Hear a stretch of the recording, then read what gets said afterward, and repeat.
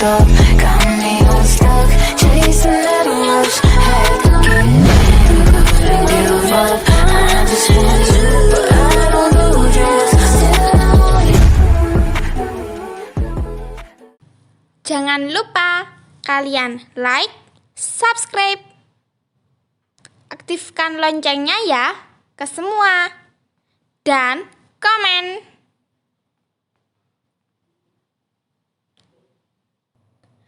Assalamualaikum warahmatullahi wabarakatuh. Hai teman-teman, kali ini saya akan menjelaskan tentang teks pidato persuasif materi kelas 9. Simak baik-baik ya, dan jangan di-skip, supaya kalian paham betul. Terima kasih. Pengertian teks pidato persuasif. Teks pidato persuasif adalah teks yang disampaikan secara lisan kepada khalayak yang isinya berupa ajakan atau bujukan. Ciri-ciri teks pidato persuasif adalah 1. Bersifat ajakan. 2. Teks disusun berdasarkan kalimat ajakan. 3. Teks berisi kalimat dorongan positif. 4. Menggunakan kata-kata membujuk. 5.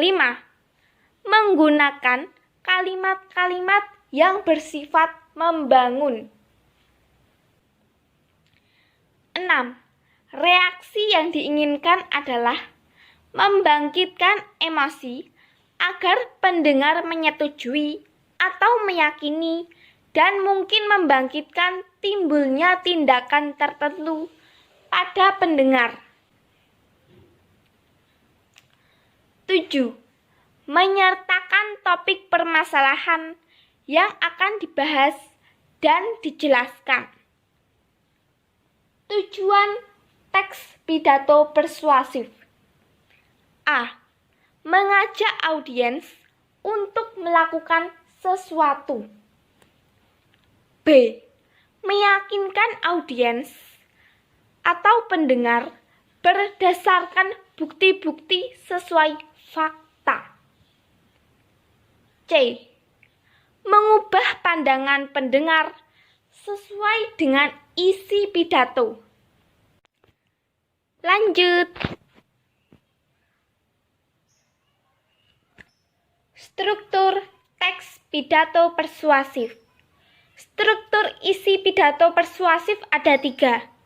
Yang pertama, pernyataan posisi adalah pendapat atau pendirian yang diambil penulis terhadap suatu persoalan.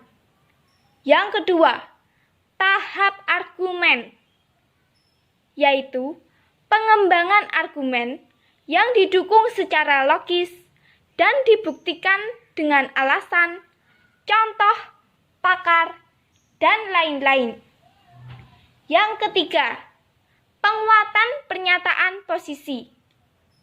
Berfungsi memperkuat pernyataan posisi dengan menekankan pikiran utama. Kita lanjut ya, teman-teman. Karena ciri kebahasaan teks pidato persuasif banyak, maka saya buat PowerPoint tersendiri.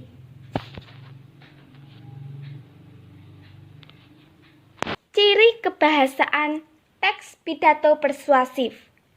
1. Nominalisasi. Nominalisasi atau pembendaan adalah proses tata bahasa yang mengubah kata sifat dan kata kerja menjadi kata benda. Berfungsi untuk menghubungkan makna antar kalimat dan mengubah kalimat dari bentuk aktif ke pasif. Ini berupaya agar bentuk tulisan runtut, kohesi, dan koheren. Contoh, kata sifat A. Terlantar menjadi penelantaran. B. Berlaku menjadi pemberlakuan. C. Terang menjadi penerangan. Kata kerja. A. Bangun menjadi pembangunan. B. Beli menjadi pembelian. C. Turun menjadi penurunan. D. Tulis menjadi penulisan. Memang ini pean-pean ya teman-teman. Lanjut ya. 2. Kata ganti orang. Teks pidato persuasif umumnya ditulis bukan dalam bentuk orang pertama atau saya, namun lebih berbentuk istilah umum yang menggambarkan sebagai anggota masyarakat. Misalnya, bahasa evaluatif menambahkan makna bahasa yang lebih kuat. Misalnya, hal yang paling penting bahwa semua orang. Kata ganti orang sering dihilangkan. Pengarang berbicara secara persuasif tentang orang, tempat, dan hal yang sudah ada di dalam teks. Misalnya, dia, mereka, bangsa Indonesia, warga negara. 3. Bentuk pasif. Kalimat pasif dapat diartikan sebagai kalimat yang digunakan sebagai penuturan kembali suatu kalimat oleh orang lain, bukan penutur aslinya. Sementara, jika suatu kalimat disampaikan langsung oleh penutur aslinya, kalimat tersebut merupakan contoh kalimat aktif. Bentuk pasif dapat digunakan agar ungkapannya lebih formal dan kuat. Contoh, pencuri itu ditangkap polisi.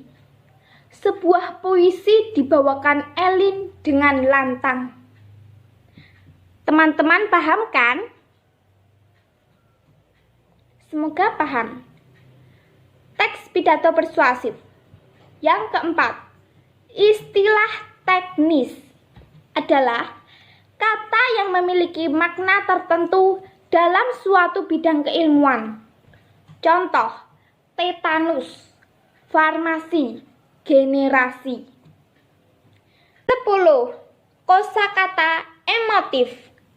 Kosakata emotif adalah kata-kata yang mengandung pikiran dan perasaan, baik yang negatif maupun positif, yang bersifat subjektif sehingga menciptakan gambaran dalam imajinasi yang merangsang panca indera. Kosakata emotif disebut juga kosakata konotatif atau kosakata tersirat. Contoh, pesona dirimu membuatku mabuk kepayang. Senyumanmu begitu manis, semanis madu. Kau adalah belahan jiwa yang aku cari sedari dulu. Kemudian, ciri kebahasaan teks pidato persuasif.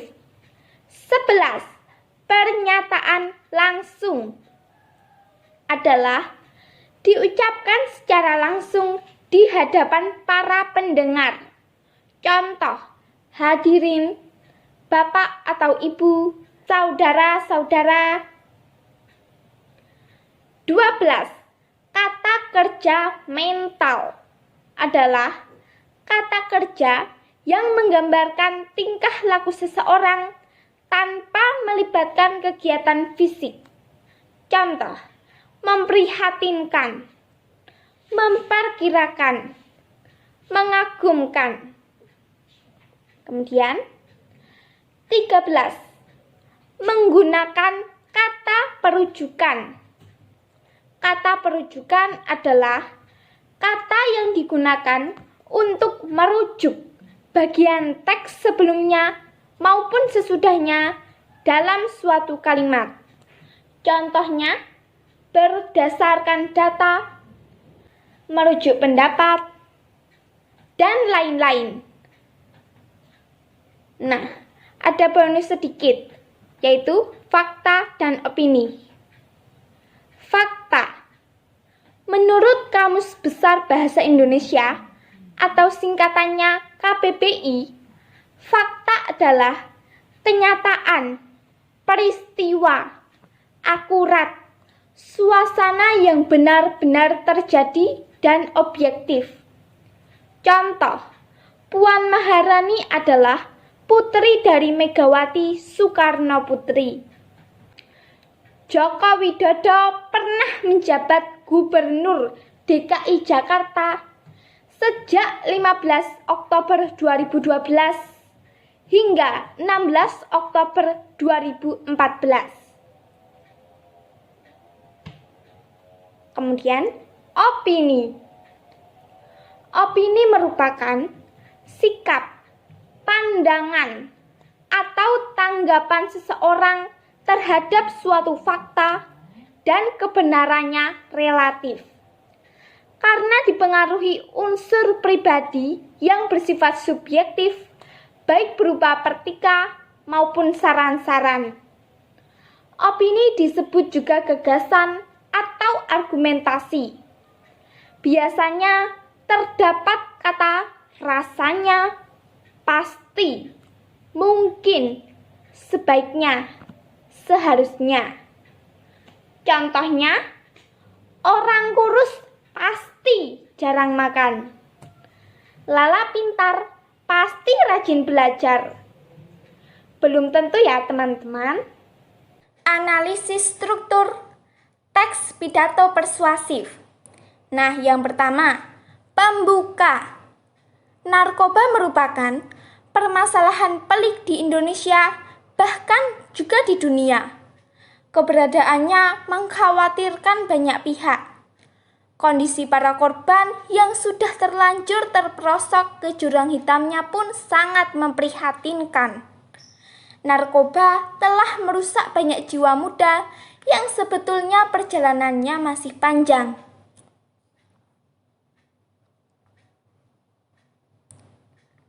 Isi bagian pernyataan posisi. Tindakan tegas untuk tidak menggubrisnya sama sekali adalah satu-satunya jalan untuk menghindarinya.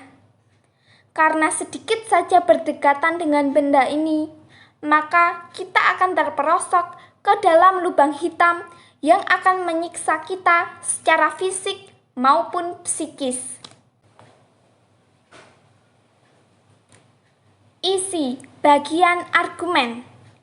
Bagaimana tidak, sekali mencoba narkoba, maka barang ini akan terus-menerus menghantui kita setiap hari, setiap jam, bahkan setiap detik. Narkoba adalah zat adiktif yang artinya tubuh kita akan terus memintanya saat telah mencicipinya. Bukan berarti tubuh kita benar-benar menginginkannya, tetapi narkobalah yang memanipulasi tubuh kita untuk memintanya. Tubuh kita akan dibodohi untuk terus memasukkan obat berbahaya ini, meskipun zat-zat yang terkandung di dalamnya justru menghancurkan tubuh kita. Tak berhenti di situ, narkoba juga akan menyerang kita secara perlahan. Artinya, hati kita akan terus dibuat gelisah jika belum mencicipinya. Kepala kita akan ditutupi oleh kegelapan yang ditimbulkannya, hingga kita bahkan mampu untuk membentak, bahkan menyakiti orang-orang yang kita kasihi.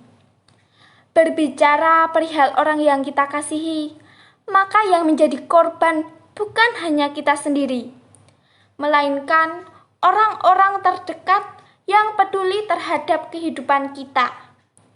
Bayangkan perasaan orang tua Anda ketika melihat Anda menderita karena terjebak oleh bahan berbahaya ini. Mereka tidak akan sanggup melihat kita menderita. Isi bagian penguatan pernyataan posisi. Sudah cukup rasanya 3 juta orang di Indonesia yang telah terjebak dalam kenikmatan fananya. Ya, Anda tidak salah mendengarnya. 3 juta orang dan masih terus bertambah telah terjerumus ke dalam lubang hitam benda haram ini berdasarkan data yang dihimpun oleh BNN atau Badan Narkotika Nasional pada tahun 2019. Penutup. Oleh karena itu, saya nyatakan dengan tegas, tolong jangan dekati benda haram ini. Bukan hanya masalah hukum dan bukan hanya perantara saja. Narkoba harus dijauhi karena benda ini benar-benar destruktif dan akan menghancurkan kehidupan Anda. Terima kasih. Sekian dulu video saya hari ini. Terima kasih banyak telah ditonton. Wassalamualaikum warahmatullahi wabarakatuh.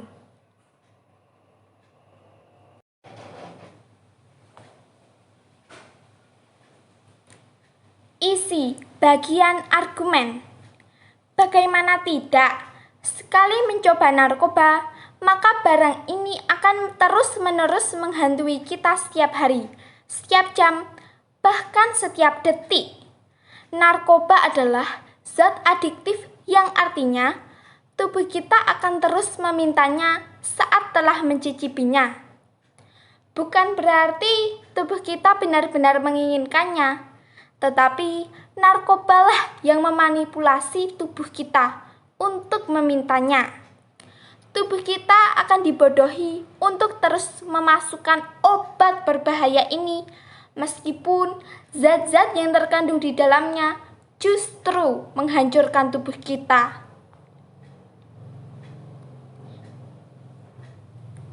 Tak berhenti di situ, narkoba juga akan menyerang kita secara perlahan. Artinya, hati kita akan terus dibuat gelisah jika belum mencicipinya. Kepala kita akan ditutupi oleh kegelapan yang ditimbulkannya, hingga kita bahkan mampu untuk membentak, bahkan menyakiti orang-orang yang kita kasihi. Berbicara perihal orang yang kita kasihi, maka yang menjadi korban bukan hanya kita sendiri, melainkan orang-orang terdekat yang peduli terhadap kehidupan kita.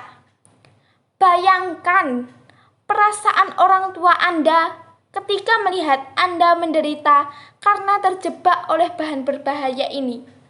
Mereka tidak akan sanggup melihat kita menderita. Isi bagian penguatan pernyataan posisi. Sudah cukup rasanya 3 juta orang di Indonesia yang telah terjebak dalam kenikmatan fananya. Ya, Anda tidak salah mendengarnya. 3 juta orang dan masih terus bertambah telah terjerumus ke dalam lubang hitam benda haram ini berdasarkan data yang dihimpun oleh BNN atau Badan Narkotika Nasional pada tahun 2019. Penutup. Oleh karena itu, saya nyatakan dengan tegas, tolong jangan dekati benda haram ini. Bukan hanya masalah hukum dan bukan hanya perantara saja. Narkoba harus dijauhi karena benda ini benar-benar destruktif dan akan menghancurkan kehidupan Anda.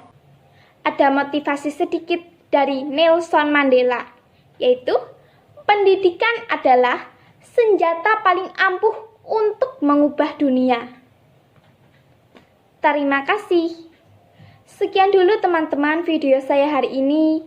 Kurang lebihnya mohon dimaafkan. Wabillahi taufik wal hidayah.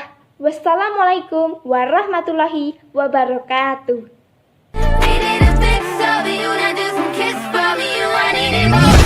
Got me fucked up, got me all stuck, chasing that rush.